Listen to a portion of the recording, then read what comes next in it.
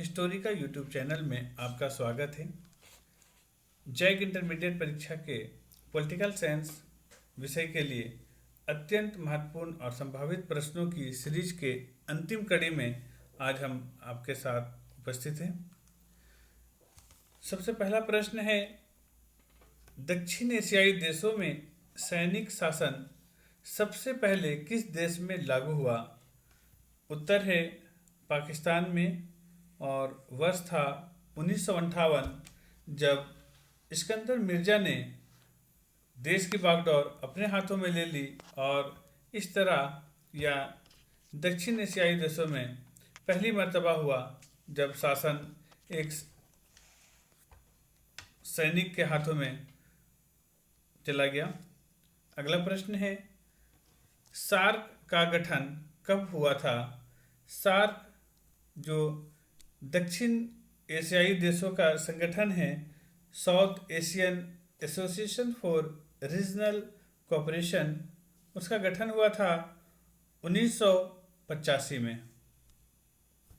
अगला प्रश्न है, सार्क के सदस्य देशों की संख्या क्या है? सही उत्तर है 8। इन देशों में भारत, पाकिस्तान, बांग्लादेश, श्रीलंका, मालदीव, नेपाल और भूटान शामिल हैं। उसके अलावा 8वें देश के रूप में 2007 में अफगानिस्तान की एंट्री इस संगठन में होती है और अब कुल मिलाकर 8 देश सार्क के सदस्य हैं। नेक्स्ट, दक्षेस का मुख्यालय कहाँ है? तो इस संगठन का मुख्यालय जो है वह काठमांडू में है, यानी कि नेपाल में। अगला प्रश्न है, बांग्लादेश को पाकिस्तान से मुक्ति कब मिली? 1947 में जब भारत का विभाजन कर पाकिस्तान का निर्माण किया गया तो पूर्वी और पश्चिमी पाकिस्तान के रूप में 2 देश बने थे, लेकिन दिसंबर 1971 में भाषा विवाद के बाद और पाकिस्तान के अत्याचारों से तंग आकर भारत की मदद से बांग्लादेश को एक नया जीवन मिला और पाकिस्तान से उन्हें मुक्ति मिली। अगला प्रश्न है, भारत पाकिस्तान के बीच कारगिल युद्ध कब हुआ था? सही उत्तर है 1999 ईस्वी में। कारगिल भारत पाकिस्तान सीमा में एक अत्यंत सामरिक स्थान है। यह लद्दाख का एक जिला है और लेह के बाद यह दूसरा सबसे बड़ा शहर भी है। अगला प्रश्न है, दक्षेस के किस सम्मेलन में मुक्त व्यापार संधि पर हस्ताक्षर हुए? यानी फ्री ट्रेड करने की जो बात है वो किस सम्मेलन में पास हुआ था? तो सही इसका उत्तर है 2004 में 12वें सम्मेलन में, जो कि इस्लामाबाद में हुआ था, और यह इसका समय जो था वह था 2 से 4 जनवरी तक। अगला प्रश्न है, श्रीलंका से किस वर्ष शांति सेना वापस बुलाई गई? उत्तर है 1989 में। श्रीलंका में गृहयुद्ध की स्थिति थी। लिट्टे और श्रीलंकाई सेना के बीच जाफना को लेकर काफ़ी संघर्ष चल रहा था। तब भारत सरकार ने वहाँ पे शांति सेना भेजा था और उसे बाद में वापस बुला लिया गया। अगला प्रश्न है, संयुक्त राष्ट्र संघ की स्थापना कब हुई? तो सही उत्तर है 24 अक्टूबर 1945। नेक्स्ट, अंतर्राष्ट्रीय न्यायालय कहाँ स्थित है? जवाब है हेग, यानी नीदरलैंड में, और यह यूएनओ का एकमात्र ऐसा संगठन है जिसका मुख्यालय अमेरिका से बाहर है और यह हेग के पीस पैलेस में स्थित है। अगला प्रश्न है, प्रथम विश्व युद्ध के बाद किस अंतर्राष्ट्रीय संगठन की स्थापना हुई? तो सही जवाब है लीग ऑफ नेशन की, और इसकी स्थापना हुई थी 10 जनवरी 1920 को। अगला प्रश्न है, सुरक्षा परिषद में यानी यूएनओ के सुरक्षा परिषद में परमानेंट मेंबर्स की तादाद कितनी है? सही उत्तर है 5, जिन्हें वीटो पावर भी प्राप्त है। अगला प्रश्न है, किसकी सिफारिश पर महासभा महासचिव की नियुक्ति करती है? ये यूएनओ की बात हो रही है, तो सही जवाब है सुरक्षा परिषद। उनकी सलाह पर ही महासभा जो है, जनरल असेंबली जो है, वो जनरल सेक्रेटरी का सिलेक्शन करती है। अगला प्रश्न है, अंतर्राष्ट्रीय न्यायालय में कितने न्यायाधीश होते हैं? तो वहाँ जजों की संख्या जो है वह होती है 15, और उनका जो कार्यकाल वहाँ पे एक जज का जो है वह होता है 9 वर्ष, यानी कि 9 साल तक वह अपनी जिम्मेदारी वहाँ पर निभाते हैं। अगला प्रश्न है, संयुक्त राष्ट्र संघ के प्रथम महासचिव कौन थे?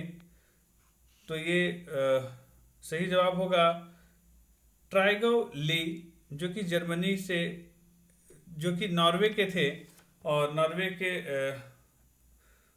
बड़े नेताओं में से शामिल थे। ये विदेश मंत्री भी रहे हैं। नेक्स्ट प्रश्न है, मानवाधिकार परिषद की स्थापना कब हुई? सही उत्तर है 2006 में। अगला प्रश्न, संयुक्त राष्ट्र संघ के सुरक्षा परिषद में अस्थायी सदस्यों की संख्या कितनी होती है?